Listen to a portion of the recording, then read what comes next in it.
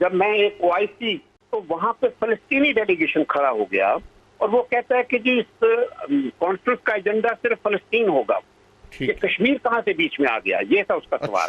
कहता है कश्मीर का मसला कोई इस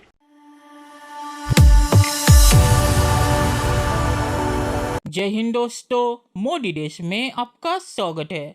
दोस्तों, आज पाक मीडिया बात कर रहा है कैसे जब ओआईसी में पाकिस्तान ने पैलेस्टाइन के साथ कश्मीर का मामला उठाने की कोशिश की थी, तब पैलेस्टाइन के लोगों ने ही कहा था कि हम कश्मीर पर भारत के साथ है और इसीलिए हम पैलेस्टाइन के साथ कश्मीर का मामला ओआईसी में नहीं उठाने देंगे, सिर्फ पैलेस्टाइन का मामला ही उठेगा, क्योंकि पैलेस्टाइन और कश्मीर का मामला अलग है।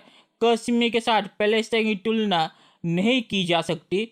तो उसके बाद पाक मीडिया हैरान हो गया कि पैलेस्टाइन क्या कश्मीर पर भारत के साथ है। तो इसका जवाब सुन के कि पैलेस्टाइन कश्मीर में भारत के साथ है और भारत के ही पोजीशन को समर्थन करता है, पाक मीडिया पूरा भौचक्का रह गया और कहने लगा कि हम तो पैलेस्टाइन के मामले में पैलेस्टाइनियंस के साथ है, पर पैलेस्टाइनियन ही हमारे साथ नहीं है कश्मीर पर।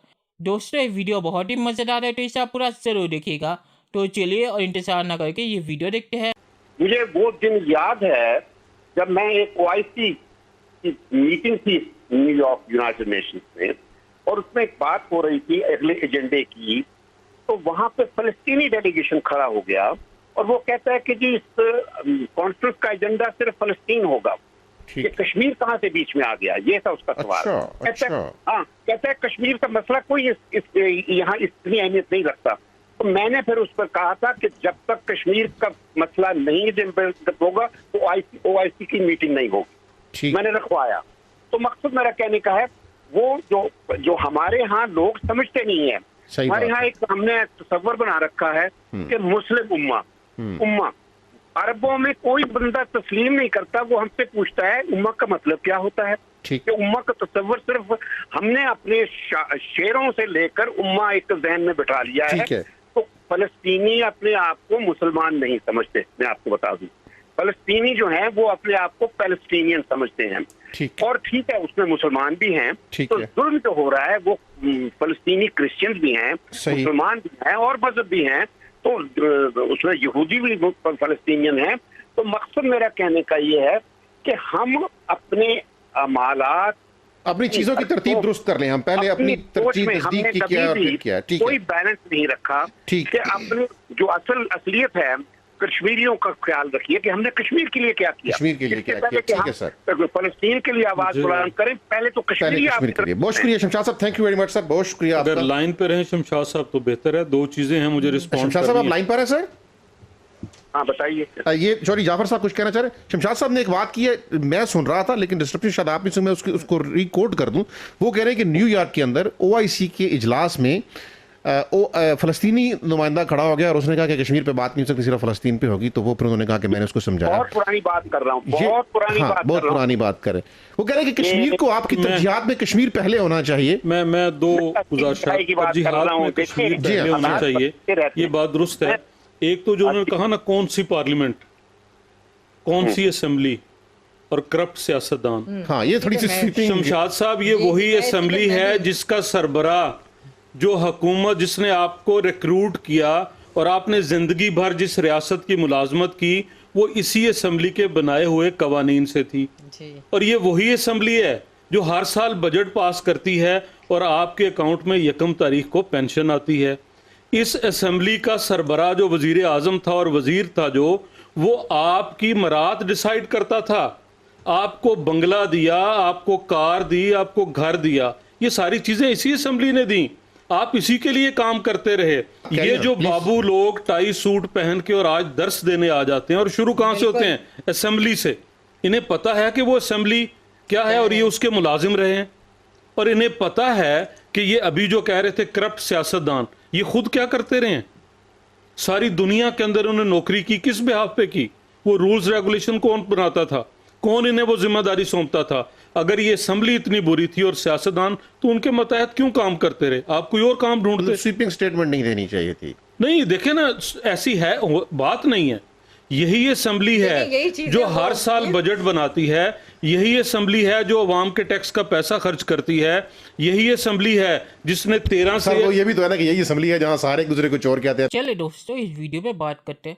तो पैलेस्टाइन कश्मीर और भारत के साथ है, ये सुन के पाक मीडिया को कोई हैरानी नहीं होनी चाहिए, क्योंकि सोवियत के समय से भारत और पैलेस्टाइन के बहुत ही अच्छे रिश्ते हैं। आपको पता होगा, जब मोदी जी पैलेस्टाइन गए थे तो पैलेस्टाइन ने मोदी जी को उनका सबसे बड़ा सम्मान दिया था। तो पाक मीडिया क्यों हैरान हो रहा है, ये मुझे समझ नहीं आता ये सुन के कि पैलेस्टाइन कश्मीर पर भारत के साथ है, और पैलेस्टीनियंस भी नहीं समझते कि कश्मीर और पैलेस्टाइन का मामला एक है, क्योंकि ये एक नहीं है। कश्मीर और पैलेस्टाइन में ज़मीन आसमान का फ़र्क है, और इसके डिटेल में मैं नहीं जाऊंगा क्योंकि बहुत ही लंबा हो जाएगा, और आपको पता होगा कि इसका डिटेल क्या है और क्यों कश्मीर और पैलेस्टाइन का मामला दोनों अलग है और दोनों में ज़मीन आसमान का फ़र्क है। तो इसके डिटेल में मैं नहीं जाऊंगा। पर पाक मीडिया को अगर ये तक पता नहीं कि पैलेस्टाइन कश्मीर पर भारत के साथ है, तो मुझे नहीं लगता कि पाक मीडिया क्या पॉलिटिक्स फॉलो करता है और उन्हें दुनिया के बारे में क्या पता है। और जिस आदमी ने बताया कि पैलेस्टाइन ने कहा था ओआईसी में कश्मीर का मामला पैलेस्टाइन के साथ नहीं उठेगा और कश्मीर और पैलेस्टाइन का मामला अलग है, ये पाकिस्तान का एक फॉरेन एनवॉय है। तो इससे पाक मीडिया से ज़्यादा ही पता होगा कि पाक मीडिया सिर्फ पाकिस्तान के अंदर की खबरें रखता है। तो इस एनवॉय ने सही कहा है कि पैलेस्टाइन कश्मीर पर भारत के साथ है, ना कि पाकिस्तान के साथ। और पाकिस्तान जो उम्मा की बात करते हैं, उम्मा की बात पाकिस्तान के बाहर कोई नहीं मानता, और पैलेस्टाइन तो नहीं मानता, इसलिए पैलेस्टाइन कश्मीर पर पाकिस्तान का साथ नहीं देता। और पैलेस्टाइन कश्मीर पर पाकिस्तान का साथ इसीलिए भी नहीं देता क्योंकि पैलेस्टीनियंस को पता है कि कश्मीर का सच क्या है, वो पाकिस्तान के प्रोपेगेंडा में नहीं आते। तो इसीलिए भी पैलेस्टीनियन भारत के साथ है कश्मीर पर। और पाक मीडिया ये भी सही कहा कि पाकिस्तान जो उम्मा की बात करता है, ये कुछ भी नहीं है और सिर्फ पाकिस्तान का नाटक है।